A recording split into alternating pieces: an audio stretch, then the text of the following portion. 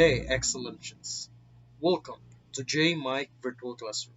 Today, we will talk about strategies in various speech situations and types of speech act. At the end of this lesson, you will be able to identify the various types of speech context, distinguishes types of speeches and speech style, and lastly, responds appropriately and effectively to a speech act. Speech context may be formal or informal, personal or impersonal, depending on the relationship of the communication and the context.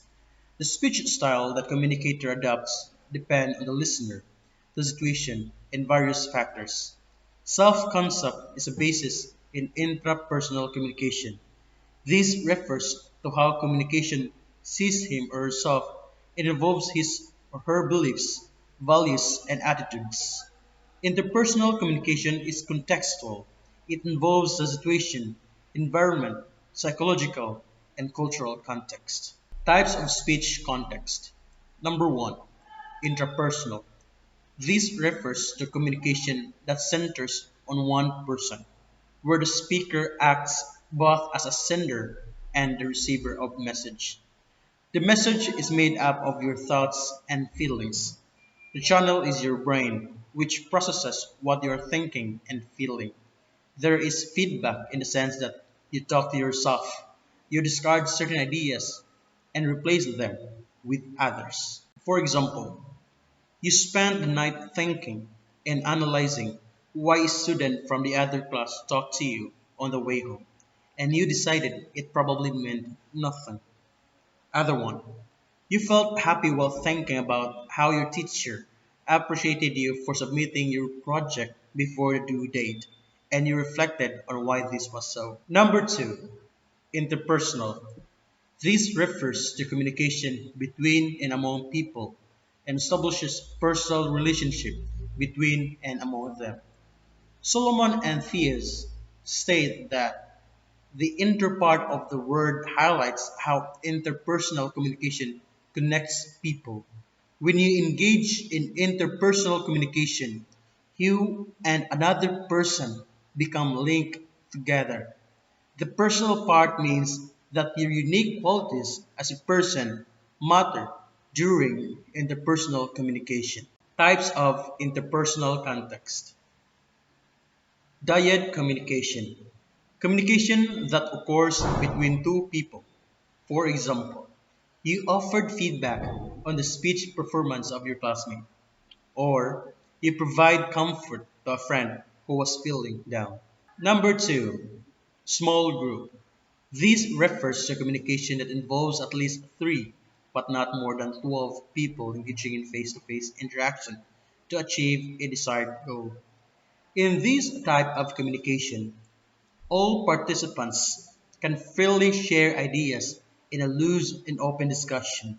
For example, you are participating in an organizational meeting which aims to address the concerns of your fellow students, or you're having a discussion with your groupmates on how to finish the assigned tasks. Number three, public. This type refers to communication that requires you to deliver or send a message before or in front of a group. The message can be driven by informational or persuasive purposes. In public communication, unlike in interpersonal and small group, the channels are more exaggerated. The voice is louder and the gestures are more expansive because the audience is bigger. The speaker might use additional visual channels such as slides or a PowerPoint presentation. For example, you deliver a graduation speech to your batch, or you participate in a declamation or rhetorical or debate contest watched by a number of people. Number four, mass communication. This refers to communication that takes place through television, radio, newspapers, magazines, books, billboards, internet, and other types of media. For example, you are a student journalist articulating your stand on current issues through the school's newspaper. Types of speeches. The principal purpose of speech will generally fall into four basic types. First, informative. Second, persuasive. Third, entertaining. And lastly, technical. Informative speech explains something to people, help people understand something, or show them how to do something. Points to remember. You have to remember that the whole purpose of your speech is to teach the audience something that they don't already know. The audience needs time to take in what you said. If you speak too quickly, your audience will be trying to understand one sentence while you're speaking the next sentence.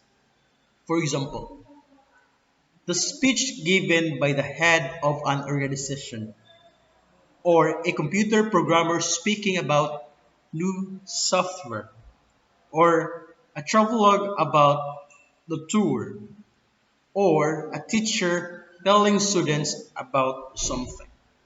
Second, persuasive speech. The persuasive speech is to sell an audience an idea, to promote a specific product, to convince someone to take action, or you want them to think, act, and believe in what you want them to. Points to remember. Make use of graphs and supporting documentation. Present some facts and figures, but make sure that they are accurate and that they support your point of view. If there have been similar problems, you can tell your audience how they were solved and try to make it personal to your listeners. If it is going to affect their family, home, or job, they will start to take notice. Third one, entertaining speech, usually short, giving the audience an enjoyable experience.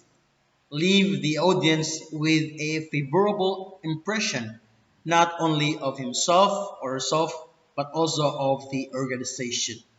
To amuse through humors, stories, or illustrations. Purpose of entertaining speech. Crowd pleaser. Get promotion. Hold attention. Points to remember. The speech still must make a valid point or argument, but it can be done using humor. A speech to entertain may be either informative or persuasive in nature, but the supporting materials are selected primarily based on their entertainment value. Examples after dinner speech or comic monologues. The last one, technical speech, usually visuals and printed, and even videotape. Points to remember.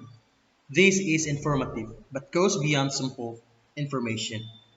It may be a representation to peers at a professional meeting, or maybe an official presentation to a group such as regulatory body. It is actually the category of the speech which is given on special occasions as expression of thanks, welcome, or acceptance. They are not scripted. Speaker gives the remarks in his or her own words, but if it is highly official function, it is better to use a script. Four P's of planning: plan, prepare, practice, present. Guidelines for planning. Purpose of the speech. Decide what you wish to speak about. Do you wish to instruct and inform, convince, persuade, influence, or motivate? Amuse and entertain? What are the objectives of your speech? Know your audience. Types of speech style. The context dictates and affects the way people communicate, which results in various speech styles. According to Jews, there are five speech styles. These are intimate, casual, consultative, formal, and frozen. Each style dictates what appropriate language or vocabulary should be used or observed. Intimate. This style is private, which occurs between or among close family members or individuals. The language used in this style may not be shared in public. Casual. This style is common among peers and friends. Jargon, slang, or the vernacular language is used. Consultative. This style is the standard one. Professional or mutually acceptable language is a must in this style. Examples of situations are communication between teachers and students, employers and employees, doctor and patient, judge and lawyer, or president and his or her constituents. Formal.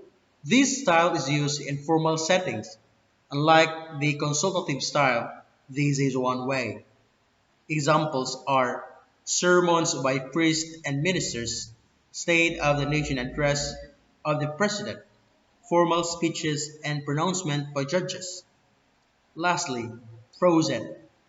This style is frozen in time and remains unchanged.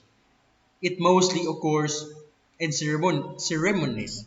Common examples are the preamble of the Constitution, Lord's Prayer, and allegiance to country or flag.